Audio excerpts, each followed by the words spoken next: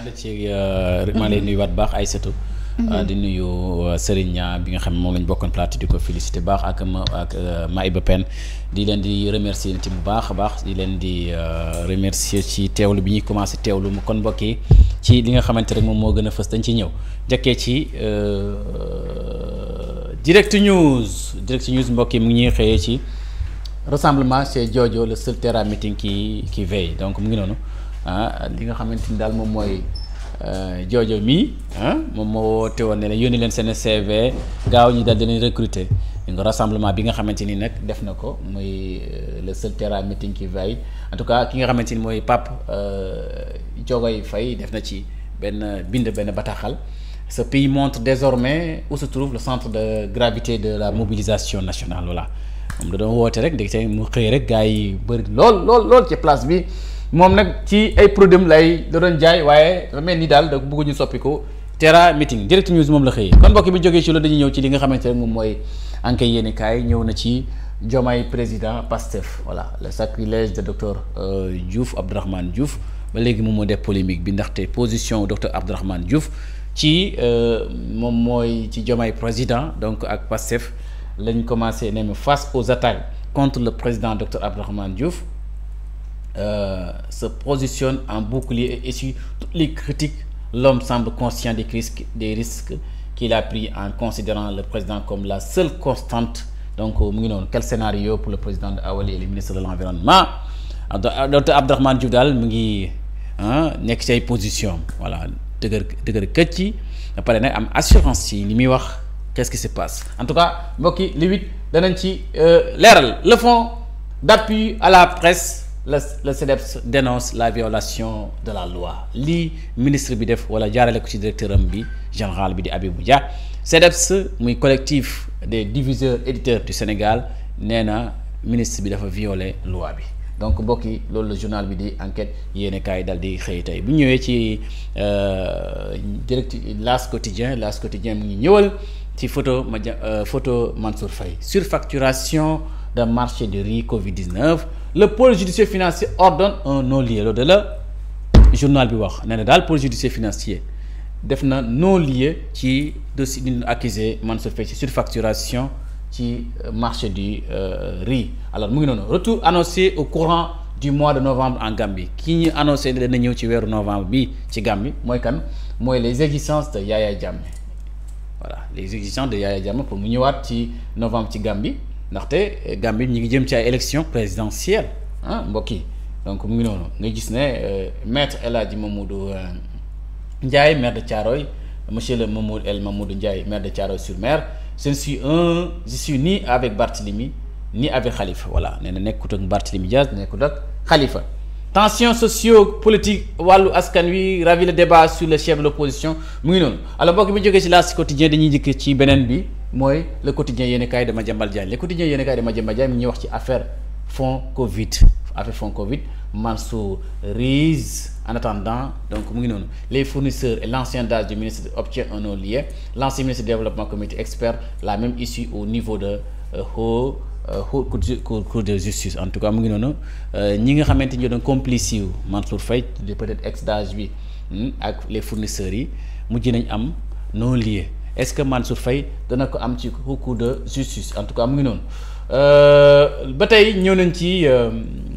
la reprise de fonds d'appui à la presse mbokk yi li nga xamante ni moom moo nekk moom mooy mer nañ CDEPS mer nañ lool façon bi ñu ko bëgg a joxe ak critères yi ñu définir ñoom daal xam ne dañu yaakaar ne duñ ci jot bu ñu sukkandiku ci critères yi les échos yéen a kaay dañ ci dikk la preuve par 1000 du problème d'emploi au Sénégal une offre d'emploi d'une vendeuse de xeesal fait foule voilà ki nga xamante ni day joxe emploi ci benn jaaykatu xeesal loolu la ko journal bi waxee kuy joxe am liggéey te mu nekk di jaaykatu xeesal def na coow une candidate moom mooy wax si nous ne trouvons pas de travail ici nous allons prendre les pirogues su fekkente ne ki ñi woo ni joxuñ ñi liggéey dañuy dem jël pirogue yi keneen ki ne ko man de maa ngi quitté sax ba Tambacounda pour mën a ñëw postuler ci liggéey bi moom joojo ci boppam mu ne dëgg yàlla maa ngi jégalu lu may jégalu mooy mosuma yaakaar ne dana am autant de ñu so intéressé liggéey bii nii loolu la joojo wax Brésil Sénégal 15 novembre là à Londres. Ancelotti convoque ses plus grands stars pour faire face aux Lions. Donc Sénégal et Brésil dañuy football le 15 novembre mais entraîneur au Brésil bi convoqué ses plus grands stars pour faire face aux Lions. Vinicius, Rodrigo, Casemiro, Marquinhos sur la liste de Neymar, Rafinha Neymar Rafinha ñoom dañuy blessé donc mu ngi noonu Sénégal ak Brésil dañuy football le 15 novembre 2025 bu ko defee Sénégal jàpp Brésil dóor ko dóor yu métti loolu lay wax mbokk yi bu ñu jógee ci les échos yéen kaay dañ dikk ci l'évidence de yéen kaay DER ANPEJ FONGIP direction en échec Diomaye Sonko face au contre-coup mu ngi noonu la ruée vers Jojo Klowski symbolise le mal-être d'une génération mu ngi noonu ci ngeen ko mbokk yi voilà supposée surfacturation de riz Covid force Covid-19 la justice classe l'affaire bon anniversaire Pape Abdoulaye grand merci Tata Viviane donc mu ngi noonu appel à la mobilisation le 8 novembre Abdoulaye Diouf Sarr propose une journée nationale contre la fièvre de la vallée du Rif mu ngi noonu alors mbokk yi bu ñu jógee ci loolu ñëw ci libération yéene kaay mu dikk ci gestion 2023 soupçon de surfacturation marché truqué collusion frauduleuse des cas de la magouille au ministère des télécoms donc mu ngi noonu ay révélation yi nga xamante ne libération moo ci xëy gestion de l'autoroute Ila Touba et du pont de Foundiougne des sous-traitants hors de la loi se sucre sur le contrat de 90,048 milliards octroyé à CRBC et Sangam donc mu ngi noonu voilà mbokk yi mu ngi noonu libération yéen kaay moom la xëyee bu ko defee ñu ñëw dikk ci l'info yéen kaay fin de la mission de 10 jours du FMI à Dakar Edouard Jamiel décrypte la dette cachée mu ngi noonu Edouard Jamiel mu ngi décrypter la dette cachée moom dafa bokk ci FMI mun c'est une mission à caractère spécial am na fi fukki fan fii ci biir réew mi muy FMI ce n'est pas un détournement d'argent mais un endettement qui n'a pas été dévoilé nous sommes d'accord avec la conclusion du rapport de la Cour des comptes voilà mu ji nañ dëggalaat li nga xamante ni moom lañ fi waxoon le gouvernement Sénégal waxoon mooy mbir mi dafa am bor bu ñu nëbbu la cour d'appel de Versailles tranche ce mardi tey dañuy xam lan mooy tukkee ci dossier Madiambal Diagne mbokk yi bu ñu jógee ñëw ci l'observateur yéene kaay demande d'extradition vers le Sénégal Madiambal Diagne la réunion d'hier à Paris et la clé USB loolu ci pare la démb moom ak ay avocat am tudd nañ fa benn clé USB boobu lan moo fa nekk ndax dafa ko war a jébbal juge bi pour que mu bañal ko maanaam juge bi bu ñu nangu ñi daal di ko jébbal ci juge Sénégal en tout cas wax nañ ci stratégie bi wax nañ ci procédure bi dégg nga mbokk yi moom la journal L'Observateur dal di xëyee fonds d'appui à la presse CDEPS nag yooxu nañ na daal li ñu fi gis mooy violation de la loi ministre bi moo ko def ak li tëq ci ministre de la communication mer nañ ba futt mbokki beneen bi bu ñëwaat ci Le Soleil yéene kaay lu mu xëyee mooy nouvelle loi d'orientation agro-sylvo-pastorale une révision et des attentes pour la première fois depuis 2004 le conseil supérieur d'orientation agro-sylvo-pastorale s'est tenu le 23 octobre 2025 loolu weesu na donc sur les 52 engagements de la loi 2004 seuls 18 ont été réalisés mu ngi noonu ndax ne lu am solo la kon mbokk yi bu ñu jógee ci Le Soleil yéen kaay dañ ñëw ci point actu ñëw ci affaire présumée surfacturation du riz Covid-19 Moustapha Ndiaye ak si obtient un non-lieu le ministre Mansour Faye court vers un non-lieu moom it total les hommes d'affaires Moustapha Ndiaye Rayane Hachem Mohamed Dieng étant poursuivis pour complicité de détournement de deniers publics de faux usage de faux en écriture de commerce et en écriture privée donc l'appel de Diouf Sarr pour une mobilisation sanitaire nationale le 8 novembre ñii di woote 8 novembre Terra Meeting Abdoulaye Diouf Sarr moom mu ngi woote pour journée boo xamante pour xeexal jàngoro ji mbokk yi bu ñu jógee loolu ci Rewmi Quotidien yéen kaay tandem Diomaye Sonko sous la troisième alternance entre Diarcy et Yahachi voilà surfacturation du riz lors du Covid le juge prononce un non-lieu le parquet interjette appel voilà fii journal bi di Rewmi Quotidien mu ngi xam ne daal ne parquet bi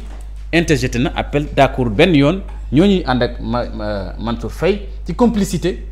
ñi bàyyi leen noonu def leen noonu leen noonu parquet bi journal bi moo ko xam ne lu source a yéen kaay mu ngi ñëw ci Kunta Fall entreprise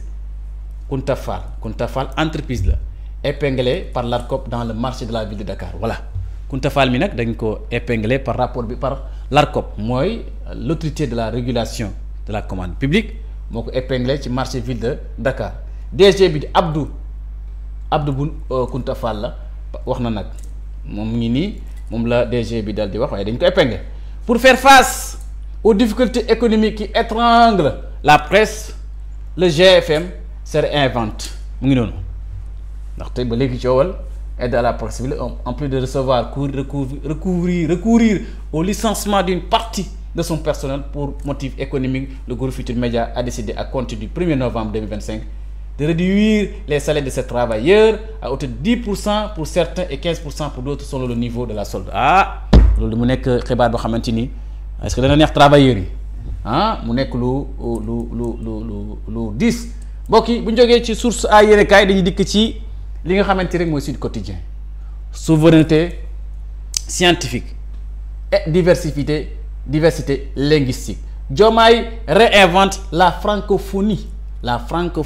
moom la président ba Diomaye Faye dal di gën a taawale waat coupe du monde U17 Sénégal Croatie dañ tase les Lionceaux démarrent pas par un nul à droit mbokk yi bu ñu jógee ñëw ci tribune yéene kaay bu Bougane Gueye Dany li mu waxati mooy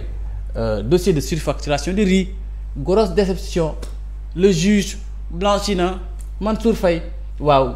déception bu rëy lañ ci am ndax juge bi moo dal di seetal Mansour Faye ne surfacturation amul fenn nga gis ministre de la communication waa CDEPS nag chargé nañ ko wax nañ ko tey jii ci fi nga xamante mooy brigade de recherche Cheikh Omar Diagne dañ ko déglu ndaxte Azuro Fall moom moo porte le plainte moom Cheikh Omar Diagne moo porte plainte contre Azuro Fall Cheikh Omar Diagne convoqué après sa plainte contre Azuro Fall moom moo porte plainte contre Azuro Fall waaye moom dañ koy déglu meeting du 8 novembre faut-il exprès des solutions aux vrais problèmes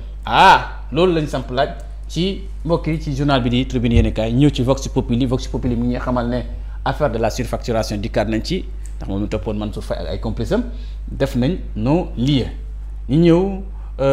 ci loolu le 8 novembre ce n'est pas un meeting c'est un verdict, celui du peuple contre l'impossible loolu lay waa gëm sa bopp di wax mbokk yi bu ñu jógee ci Tribune yéenekaay ñëw ci baisse des prix de l'énergie le pari risqué de Sonko Abo Gaydel expert financier la cela risque de compromettre les négociations avec le FMI baisse des prix de l'énergie est-ce que tamit du indi sikk sàkk si diggante maanaam waxtaan wi nga xamante ni Sénégal tënk na ko diggante FMI ndax li ñu war a wàcc bi beesu njëgu courant bi du indi jafe-jafe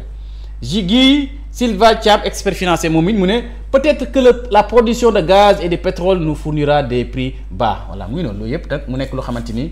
borom experts yi ñi ngi dal di wax Walf Quotidien moo ko xam ne mbokk yi ñu ñëwaat ci beneen bi mooy yor yéenekaay ñëw na ci lu mu indi tey mooy manœuvre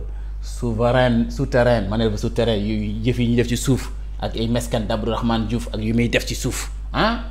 jëf yi ñu def ci comment le leader d'Awalé maanaam ki nga xamante mu jiite parti bi di Awalé nan la tenter d'imposer un diomaïsme sans Sonko nan la Abdourahmane Diouf mën a jëf ay manœuvre ay manigance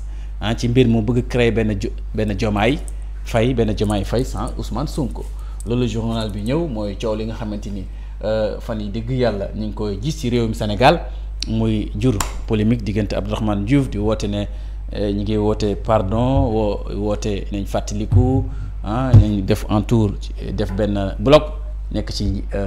kanam président le Bassirou Diomaye Diakhar Faye loolu moo nekkoon li nga xamante ni rek mbokk yi mooy li gën a fës ay sotu ci yéenekaay jërëjëf Helmat jërëjëf mbokk yi itam ñu jaajëfal leen ci àndu beeg teewlu bi comme ni ñu ko defee saa su nekk ci seen biir émission fajaru 6 heures du matin ba léegi yéen a ngi ànd ak ñun jaajëfal nañ leen bu baax mbokk yi amuñu seen fay jaajëfal waa régie bi tey Mansour ñi nga xam ni ñoo ñu doon rek jàppale ba ngeen mën ñoo seetaan mën ñoo déglu fépp fa la nekk ci réew mi ma jox leen dig daje kon ngoon incha allah dinaa fi del sa seen émission le soir ak Moustapha Mbaye waaye fajaru moom suba incha allah la comme ni ñu koy defee rek bu jotee ñu àndi ceek yéen ñu jaajëfal leen bu baax a baax mbokk yi ñaanal leen kenn du jàmm jërë ngeen jëf.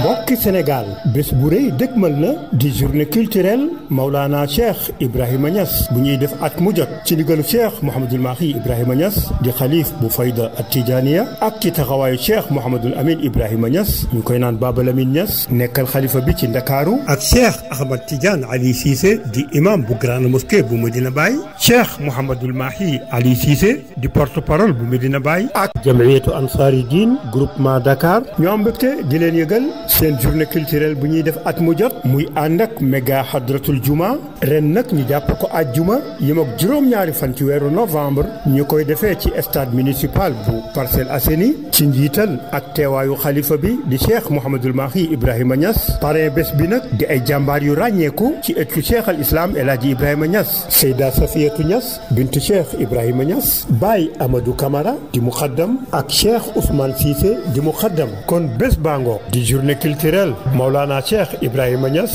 war a ànd ak méga hadratul juma bu mag kañ la ajjuma yem ak juróom-ñaari fan ci weeru novembre ci stade municipal bu Parcelles ci teewaayu xalifa bi Cheikh Mouhamadul Mahi Ibrahima Niass ak ay kilifa yu ràññeeku